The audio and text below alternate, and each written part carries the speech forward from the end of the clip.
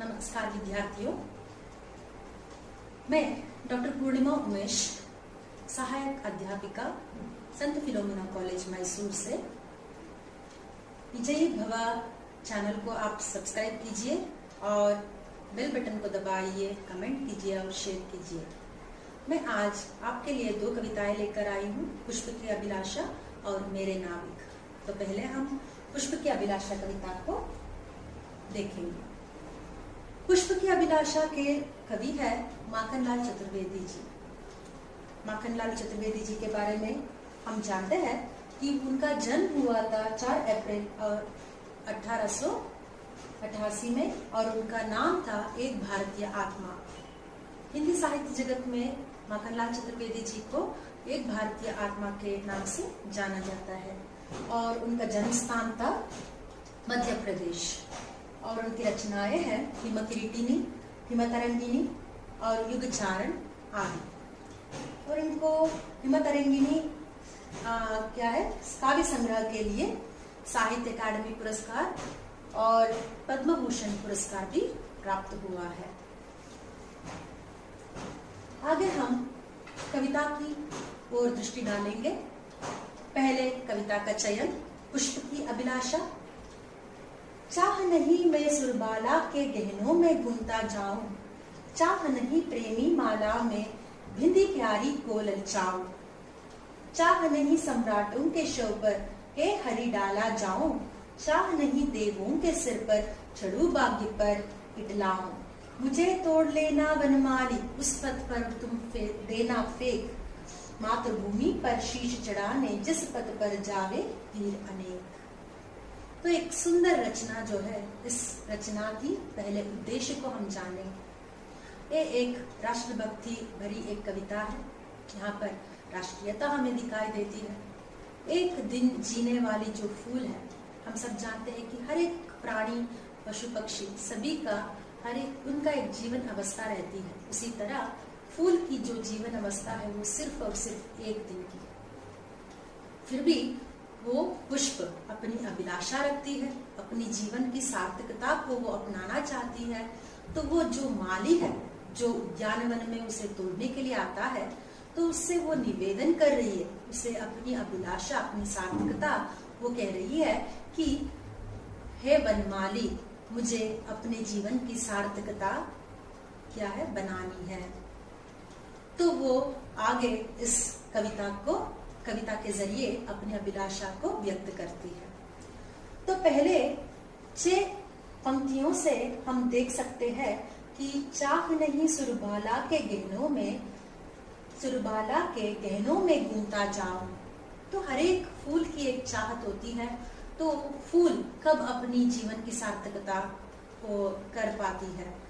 तो एक दिन रहने वाले फूल के लिए अपनी सार्थकता अप्सराएं जो स्वर्ग में निवास करती हो या फिर इन मृत्यु लोक से अलग अप्सराएं, तो उनके गले में जो गहने हैं वहां पर भी मैं रहना, वहां पर भी स्थान बनाना नहीं चाहती। तो उससे भी कुछ श्रेष्ठ अपनी जीवन की सार्थकता बनानी चाहती हूँ।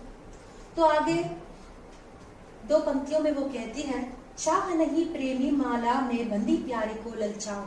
2 प्रेमी, जो प्रेम जो है, जो पवित्र रिश्ता है, जो 2 लोग हैं, अपने प्रेम के बंधन में बांधने के लिए जो हार वो एक दूसरे के गले पर डालते हैं, वो प्रेम की निशानी भी मैं नहीं बनना चाहती।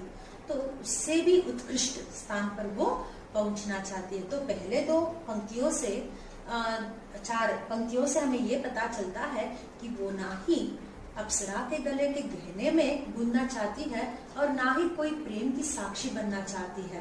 तो इससे भी उत्कृष्ट सार्थकता वो अपनाना चाहती है अपने जीवन अवस्था में।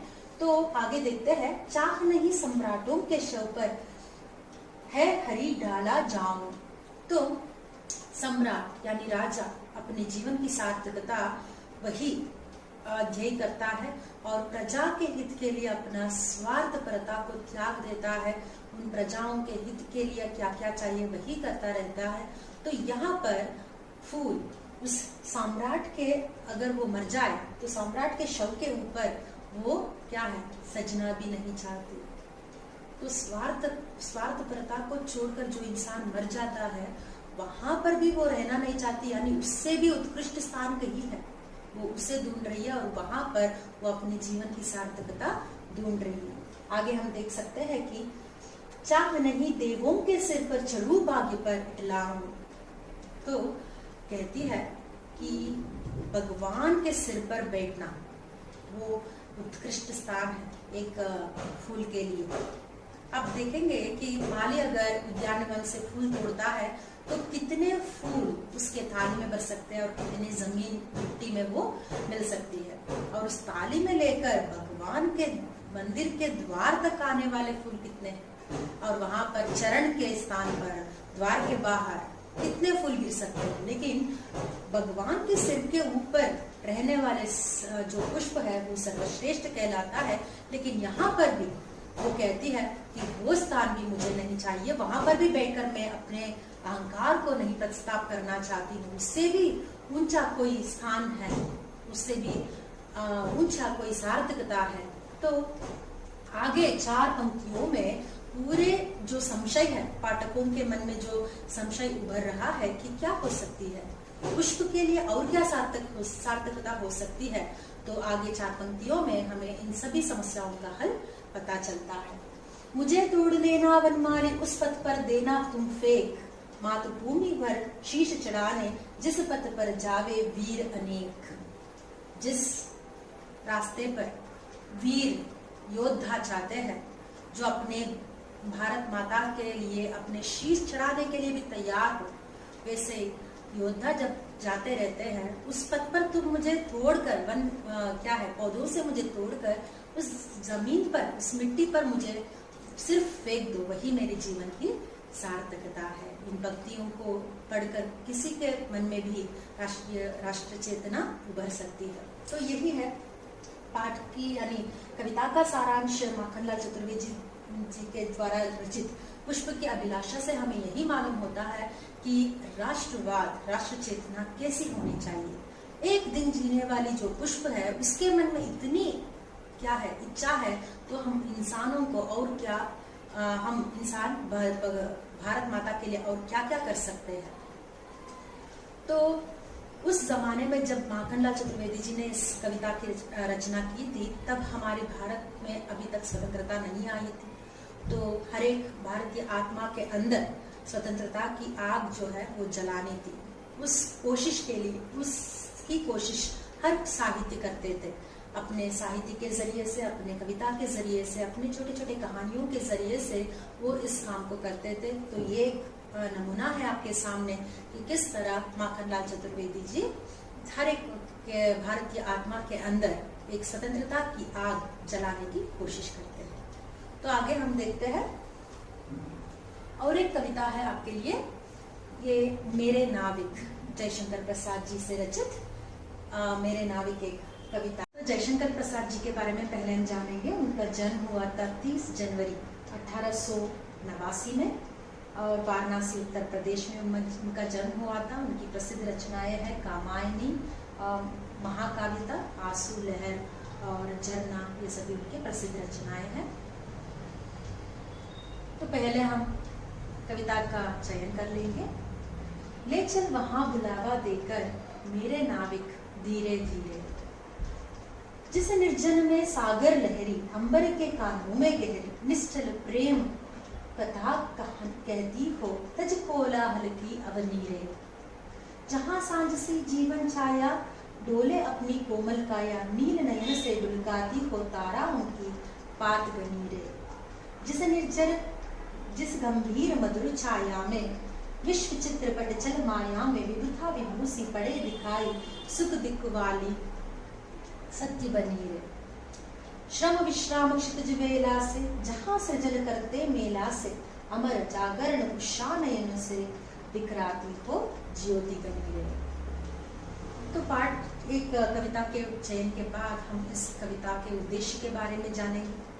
कविता का उद्देश्य यही है कि एक रहस्यवाद है, एक छायावाद है, आधुनिक काल के छायावाद की एक कविता का एक नमूना है आपके सामने जो जयशंकर प्रसाद से रचित है। यहाँ पर जो एक आंखों के सामने जो घट रही है उससे परे एक कल्पना लोक में हमें कवि ले जाते हैं। इस विशाल जीवन, हमारा जीवन जो है बहुत ही बड़ा है, वो एक सागर के साथ वो तुलना करते हैं। जितना विशाल सागर है उतनी हमारी जीवन है, जितनी उसकी गहराई है और उसकी जो चौड़ाई है वो कोई माप नहीं कर सकते, कोई भी इंसान माप नहीं कर सकते। और विशालता और उसकी कमी हमारी दृष्टि में ही हमें देखने को मिलती है। जिस ओर आप दृष्टि करेंगे उतनी बड़ी रहेगी सागर, और वहाँ पर सिर्फ आकाश और समुंदर, वहाँ पर लहरें, यही एक निशब्द जगह हमें देखने को मिलती है। तो इस विशाल सागर में, इस जीवन में हमें चलने के लिए हम यात्री हो जाते हैं।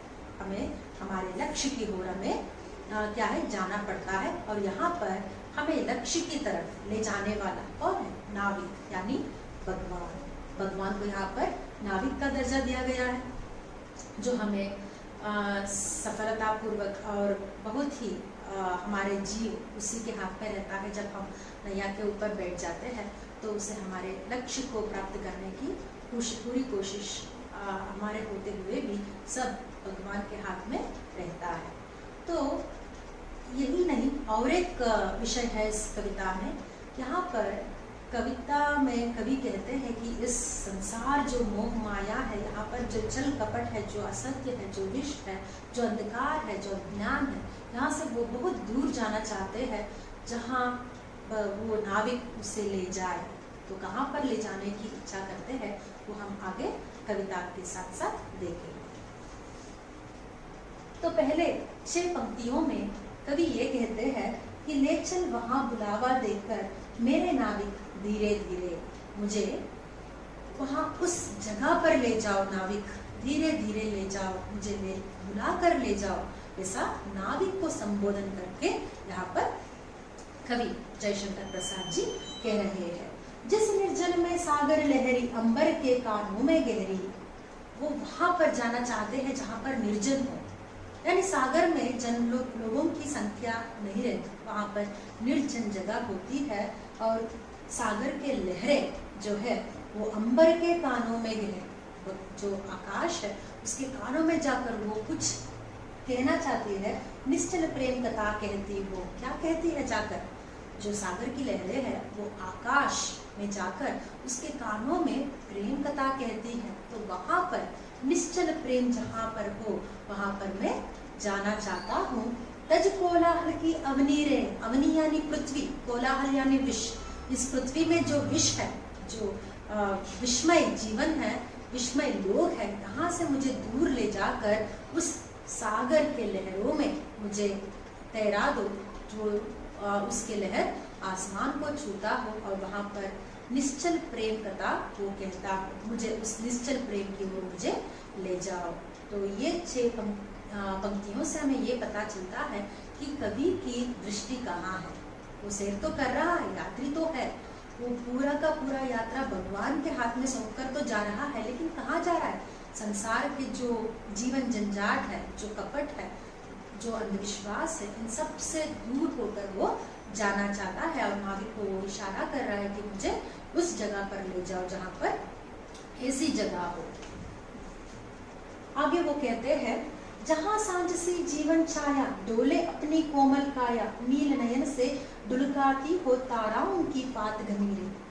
तो यहाँ पर जहां जहां वो जाना चाहते हैं, ये हमें ये पंक्तियां हमें बताती जाती है। वहां पर कह रहे थे कि लहर जो आकाश में कुछ कहे, क्या कहे? निश्चल प्रेम की कथा कहे, वहां पर मैं जाना चाहता हूँ।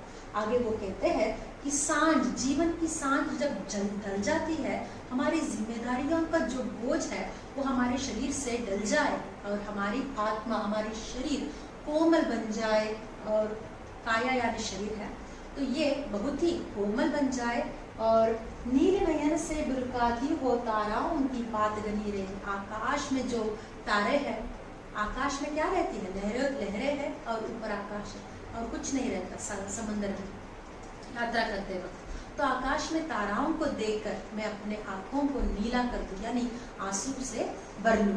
तो वही सत्य है, जो सौंदर्य है, जो प्रकृति है, प्रकृति में जो सौंदर्य है वही सत्य है। बाकी सब हम जो इंसानों के अंदर ढूंढते रहते हैं वो कभी सत्य नहीं हो सकता।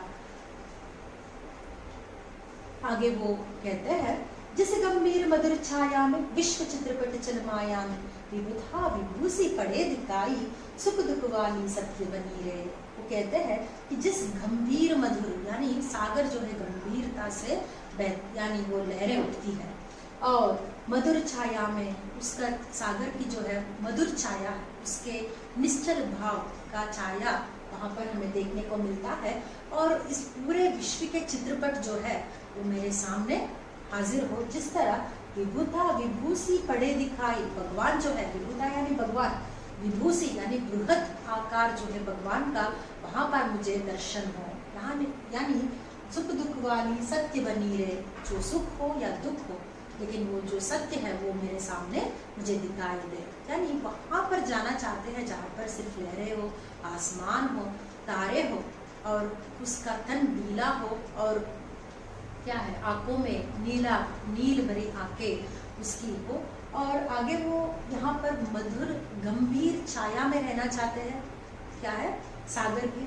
और वहाँ पर वो चाहते हैं कि भगवान का विराट रूप उसका दर्शन हो, चाहे वो क्रूर हो या फिर कितना भी सौम्य हो, लेकिन वो उसका दर्शन करना चाहते हैं। झूठ हो सच हो नहीं, सुख हो या फिर दुख हो, लेकिन सत्य जो है उसका वो सामना करना चाहते हैं। श्रम विश्राम क्षितिज बेला से जहाँ सृजन करते मेला से अमर जागरण उषा नयनों से बिखराती हो ज्योति बनी रहे। एक ऐसी समय जो ऐसी मेला है जो हमारी श्रम और विश्राम जीवन की जो रूप है उसी के क्षितिज होने वाला, जो ये इन सबको खत्म करके जो जाने वाला है उस मोड़ में वो कहते हैं अमर जागरण उषा नयन से बिखरती हो ज्योति गनी रे। जो उषा है यानी सूर्य है, उसके उदय के साथ जो प्रकाश फैलती है, जो रोशनी फैलती है, उसके साथ साथ पूरे ब्रह्मांड में जो जिस तरह प्रकाशमय हो जाती है, उसी तरह मेरे मन में रहे अंधकार को तुम हटाकर वहाँ पर प्रकाशमय बना दो। तो इस तरह कविता में कवि कहने की कोशिश करते। तो पूरे कविता में एक नकारात्मकता है जो इस संसार में रहे मोह माया या फिर कपट और फिर जो अंधविश्वास और लोगों पर जो भरोसा है वो जब टूट जाता है, तो ऐसे नकारात्मक दृष्टि से ही यहाँ पर लिखा गया है। और वो कहते हैं हमारे जीवन की सैर है और भगवान के हाथ में सब कुछ है और जीवन से इन लोगों से बढ़िया है प्रकृति और वो लहर और आकाश और अंबर में रहे क्या तारे और उसका मधुर गंभीरता और उसकी छाया और सांझ और उषा, उसके प्रकाश रोशनी, इन सब के बारे में ज़्यादातर तारीफ करते हैं। तो यहाँ पर प्रकृति की आराधना भी हो रही है, साथ ही साथ हमारे मन में रहे अंधविश्वास को हटाने की भगवान की प्रार्थना कर रहे हैं। तो इस पूरे कविता में एक रहस्यवाद है, छायावाद जैसे मैंने पहले भी कहा था, और भाषा कड़ी बोली हिंदी है जो हिंदी का पहला रूप था। और यहाँ पर अलंकार है उपमा, उत्प्रेक्ष और रूपक, तीनों अलंकारों का यहाँ पर समन्वय है। आगे भी और भी वीडियोस में डालती रहूँगी, सब्सक्राइब कीजिए और प्रतीक्षा करते रहिए। धन्यवाद।